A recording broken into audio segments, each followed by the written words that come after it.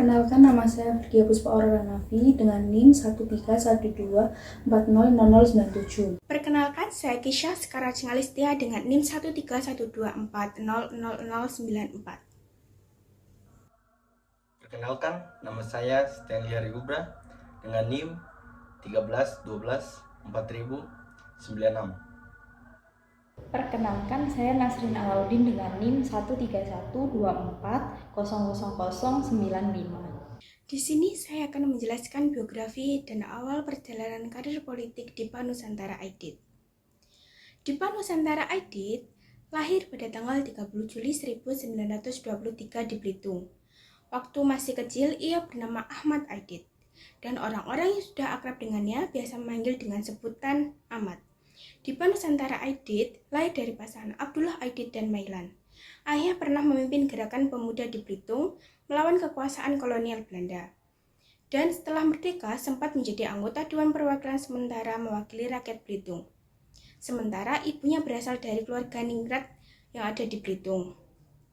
Ia adalah anak sulung dari 4 bersaudara. Sejak kecil Dipa Nusantara Aidit dikenal dengan anak yang rajin beribadah dan pandai mengaji.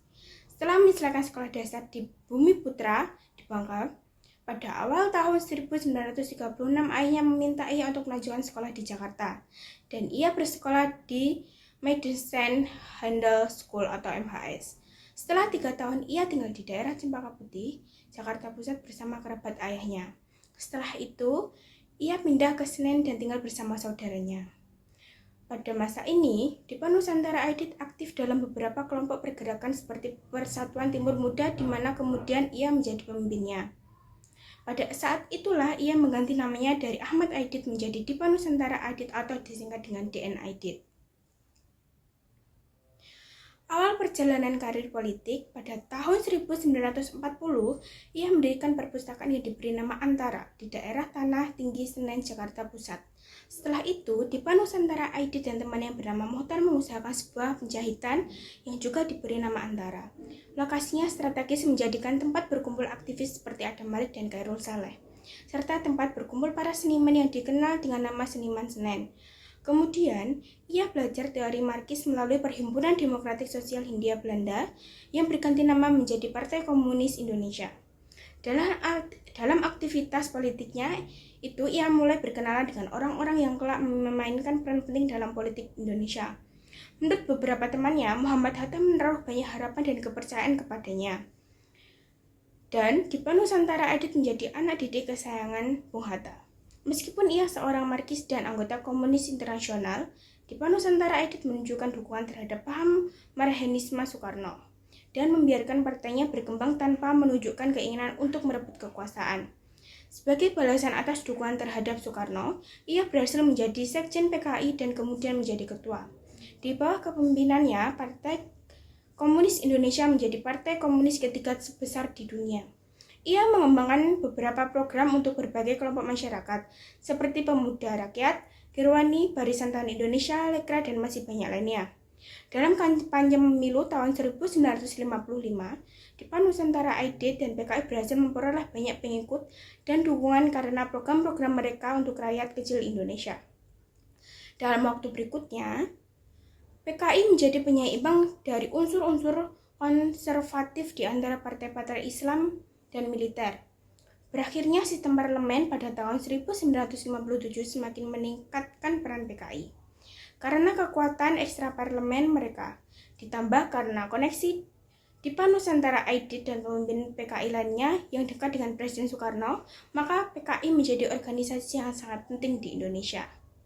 Di sini saya akan menjelaskan materi selanjutnya, yaitu konsep demokrasi menurut Dipa Nusantara Aidit.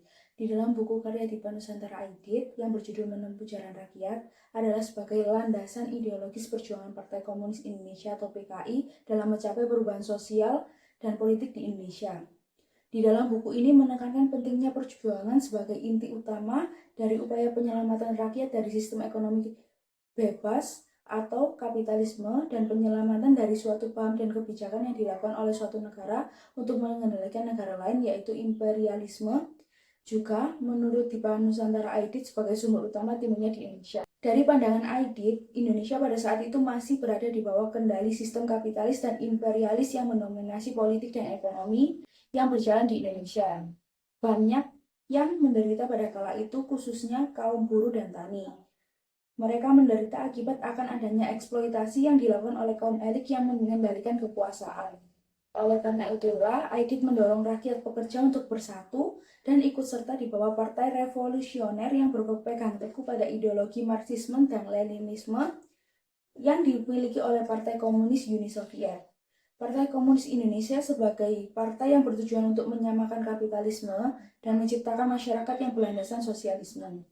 Demokrasi rakyat menurut Aidit adalah sebuah bentuk pemerintahan yang berbeda dari demokrasi liberal.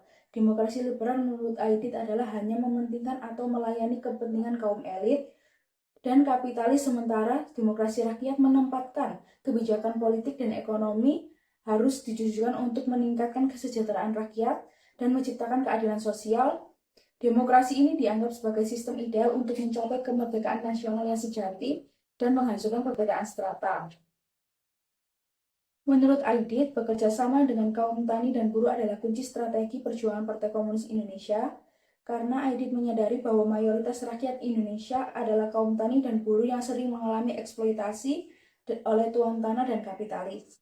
Bekerja sama dengan kaum buruh dan tani juga dapat menciptakan kekuatan revolusioner yang solid dan tak tergoyahkan, yang mampu menumbangkan kekuasaan kapitalisme dan imperialisme. Selain itu, buku Menempuh Jalan Rakyat juga mengkritik imperialisme sebagai bentuk global yang menghambat perkembangan nasional dan memperparah kemiskinan rakyat. Di sini saya akan menjelaskan tentang prinsip demokrasi menurut Dipa Nusantara Aidit. Dipa Nusantara Aidit yaitu seorang tokoh penting dalam sejarah politik Indonesia, memiliki pandangan khusus tentang prinsip-prinsip demokrasi yang lebih menekankan pada keadilan sosial, pemerintahan yang berpihak pada rakyat, dan pemerataan kesejahteraan. Berikut adalah penjelasan prinsip demokrasi menurut Aidit. Yang pertama yaitu kedaulatan rakyat. Menurut Aidit, kekuasaan tertinggi dalam negara harus berada di tangan rakyat, bukan di tangan segelintir orang atau kelompok. Rakyat berhak menentukan kebijakan negara dan memilih pemimpin yang akan mewakili kepentingan mereka. Ini menegaskan bahwa demokrasi harus memberi kekuasaan kepada rakyat, bukan kepada elit politik. Yang kedua, pemerintah berdasarkan rakyat. Demokrasi harus menjamin bahwa pemerintahan dijalankan untuk kepentingan rakyat. Pemerintah tidak boleh hanya berfokus pada kepentingan sekelompok orang, melainkan harus bekerja untuk kesejahteraan bersama. Oleh karena itu, dalam pandangan Aidit, pemerintah harus aktif dalam memenuhi kebutuhan dasar rakyat seperti pendidikan, kesehatan, dan pekerjaan. Yang ketiga, persamaan di hadapan hukum. Prinsip ini menekankan bahwa setiap warga negara harus diperlakukan sama di hadapan hukum, tanpa ada diskriminasi berdasarkan status sosial, ekonomi, atau politik. Hukum harus berfungsi untuk melindungi semua rakyat secara adil dan tidak boleh ada perbedaan perlakuan antara orang kaya dan miskin. Yang keempat, kebebasan berpendapat. Demokrasi yang sejati menurut Aidit juga mencakup kebebasan bagi rakyat untuk menyatakan pendapatnya, baik dalam bentuk kritik terhadap pemerintah maupun dalam menyuarakan ide-ide sosial atau politik. Kebebasan ini harus dijamin oleh negara dan rakyat tidak boleh takut akan represi atau pembalasan jika mereka mengemukakan pendapat mereka. Yang kelima, keadilan sosial. Aidit menekankan pentingnya terciptanya keadilan sosial di mana negara harus memastikan pemerataan kesejahteraan dan kesempatan yang adil bagi semua warga negara. Ia berpendapat bahwa demokrasi yang hanya mengutamakan kebebasan politik tanpa keadilan sosial tidaklah cukup. Demokrasi yang sejati harus berusaha mengurangi kesenjangan antara kaya dan miskin serta memperjuangkan kesejahteraan seluruh rakyat. Demokrasi ekonomi yang keenam yaitu demokrasi ekonomi. Selain demokrasi politik, Aidit juga menganggap penting adanya demokrasi ekonomi. Menurutnya, rakyat harus dilibatkan dalam pengambilan keputusan ekonomi yang mempengaruhi hidup mereka. Demokrasi ekonomi berarti bahwa negara harus memastikan pemerataan akses terhadap sumber daya ekonomi dan tidak ada kelompok yang mendapatkan keuntungan lebih besar sementara yang lain tertinggal. Secara keseluruhan, prinsip demokrasi menurut Dipa Nusantara Aidit adalah sistem yang mengutamakan partisipasi rakyat dalam pengambilan keputusan politik dan ekonomi serta berfokus pada pencapaian keadilan sosial dan pemerataan kesejahteraan untuk seluruh masyarakat. Demokrasi bagi ID tidak hanya soal kebebasan memilih pemimpin, tetapi juga tentang bagaimana mewujudkan kesejahteraan dan keadilan bagi rakyat secara luas.